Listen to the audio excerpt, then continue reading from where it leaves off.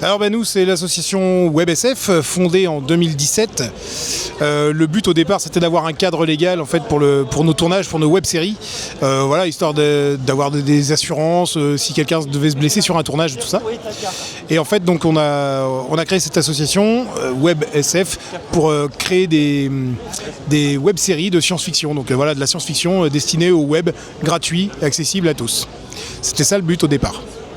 Notre première série s'appelait Sigma. Donc elle est sortie en 2018, on l'a tournée intégralement sur à peu près 4 mois de tournage en 2017. Et donc le temps de faire le montage, elle est sortie en 2018 sur la première convention qu'on a organisée nous-mêmes donc à Mirbeau dans la Vienne. Hein, c'est la base, c'est notre base d'opération, notre QG Mirbeau. Et on tourne énormément là-bas. On en a fait donc une version série, donc 12 épisodes d'une vingtaine de minutes, donc voilà à peu près 4 heures. Et on a fait une version, on va dire, où on a enlevé certains passages. C'est une version film de 2h06 qui a bien tourné, on l'a diffusé dans plusieurs cinémas. Donc voilà, on a eu pas mal de spectateurs déjà à ce moment-là. Et après en ligne, la version film a été diffusée, mais c'est surtout la version série qui a été vue, qui a été le plus visionnée. S'il y a plus de détails, il y a plus de choses à. On avait prévu donc une saison 2 dans la foulée. Le temps de l'écrire, on avait des acteurs qui avaient déménagé, donc ça nous avait posé problème. J'ai donc réécrit beaucoup de parties. Et pour faire patienter le public, j'ai écrit un épisode intersaison qui s'appelle Rêverie. C'est une espèce de saison 1.5, c'est un épisode d'une grosse vingtaine de minutes. Sauf que le temps d'avoir la deuxième version de la saison 2, eh bien pas de bol, on avait encore d'autres acteurs qui avaient déménagé, donc notamment en Belgique. Et ça devenait vraiment compliqué parce que c'était des acteurs principaux, je pouvais pas m'amuser à tout réécrire une troisième fois en fait, ça aurait été vraiment trop compliqué. Donc on est parti sur un autre projet à ce moment-là, qui s'appelait La 7e Extinction. Donc une série survivaliste dans un futur proche où la quasi-totalité de l'humanité a disparu. Et ils sont pas morts, hein, ils ont disparu, il reste que leurs fringues, leurs boucles d'oreilles, les lunettes, tout ça, toute la partie organique a disparu. Et en fait, on suit les survivants qui doivent en fait se débrouiller dans ce monde-là, qui n'est pas abîmé, hein, il n'y a pas eu de bombes ou quoi que ce soit, c'est juste qu'il n'y a plus assez de monde pour entretenir les réseaux électriques, les réseaux d'eau et tout ça. Et donc on se rend compte que les humains ne sont pas forcément adaptés à un monde revenu, on va dire, à l'état sauvage.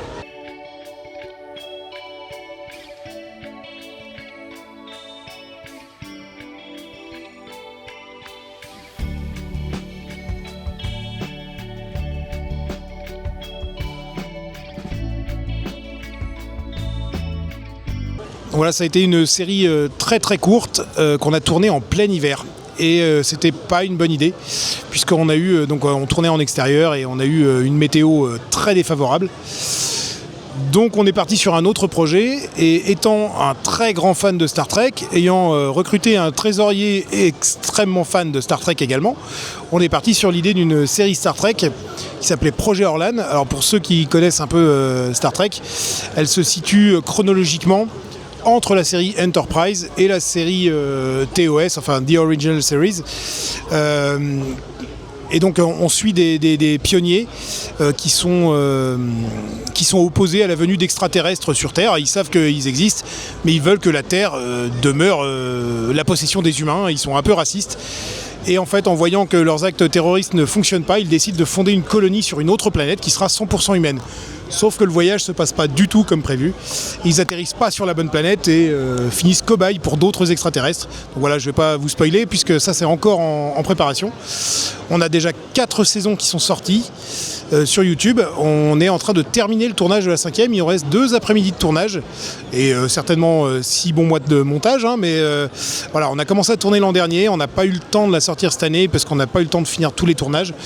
Donc là, on termine là d'ici quelques semaines et on va pouvoir attaquer le montage pour cette saison 5 qui sera la dernière et qui sera sous format film pour clôturer la série.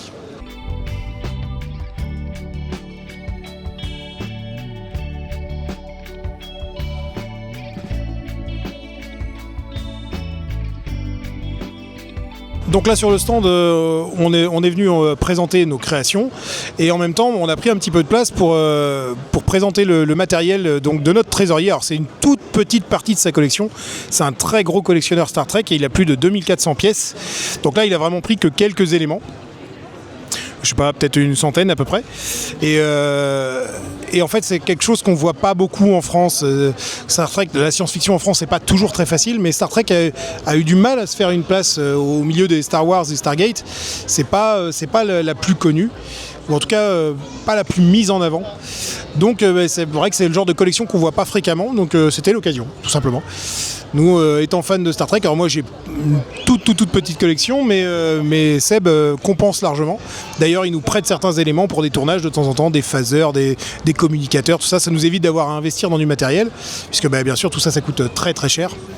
Donc voilà, là on voit par exemple des phasers sur le stand là, et certains d'entre eux nous servent de temps en temps sur les tournages. On y fait très très attention, bien sûr, mais ça nous permet d'utiliser du matériel qui fait vraiment Star Trek, quoi. Ça fait moins cheap que si on devait fabriquer des trucs nous-mêmes, quoi.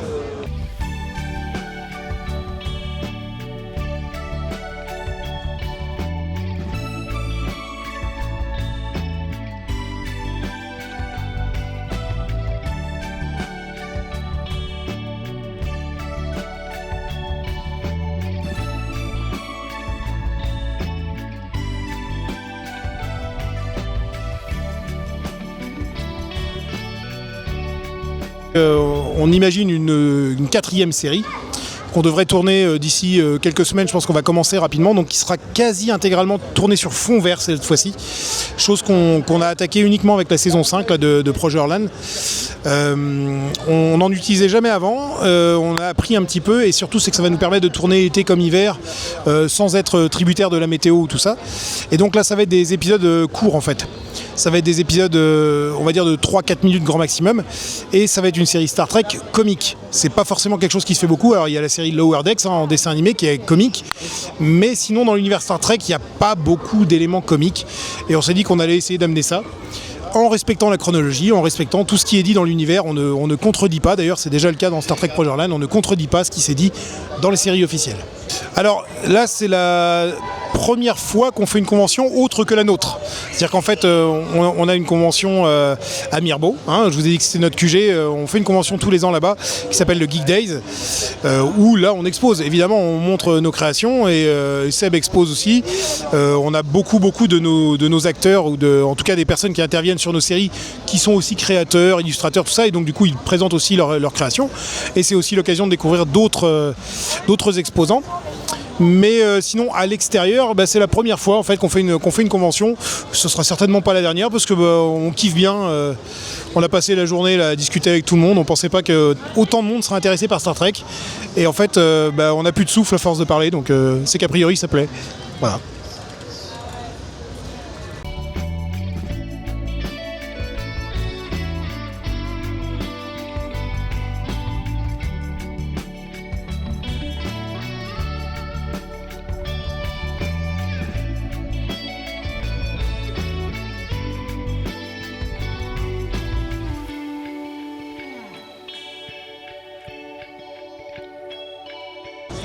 Avec tout ça. Alors, en l'occurrence, l'association, c'est un peu par défaut, assez curieusement. Au départ, donc moi, ce qui m'a donné envie de créer de la web-série, hein, donc la première c'était Sigma, c'était la web-série Noob. Donc Noob, très très grosse web-série française de Fabien Fournier. J'étais un grand fan de Noob, et je me suis dit, en fait, s'ils sont capables avec aussi peu de moyens de faire quelque chose, des bonnes histoires, des trucs qui font rigoler ou autre, je suis pas plus con, il n'y a pas de raison, et je peux aussi moi mettre mes images, mes idées en images. Sauf que j'ai voulu travailler avec une équipe, et en fait on n'arrivait pas à se coordonner, on n'arrivait pas à trouver de terrain d'entente sur la manière de faire, tout ça. On voulait m'imposer beaucoup de choses, donc j'ai dit non, en fait on va faire les choses à ma manière. Je dis pas que c'est forcément la meilleure, mais j'avais envie que ce soit très familial, que ce soit vraiment bon enfant, même si nos séries sont pas vraiment comiques, hein. On a beaucoup de sujets sérieux, on tue des personnages, hein, ce qui est rare dans le domaine web, dans le domaine des web-séries en tout cas, mais nous on n'hésite pas à tuer des personnages. Et malgré tout, nos tournages restent bon enfant. On fait des bêtisiers sur toutes nos saisons, parce que en fait on se marre vraiment bien sur nos tournages. On a parfois des bêtisiers qui sont plus longs que les saisons elles-mêmes, donc je pense qu'on se marre peut-être même un peu trop sur les tournages. Bon, c'est comme ça. En tout cas, je préfère qu'on se marre plutôt qu'on se fasse la gueule, quoi. Sinon ça nous donnerait pas du tout envie de continuer. Mais on a créé l'association Donc l'association, on l'a créée par défaut parce qu'on ne pouvait pas travailler avec les assos existantes qui étaient autour de chez nous, hein, on va dire aux alentours de Poitiers. Voilà, nous, ça nous fait 25 minutes de Poitiers.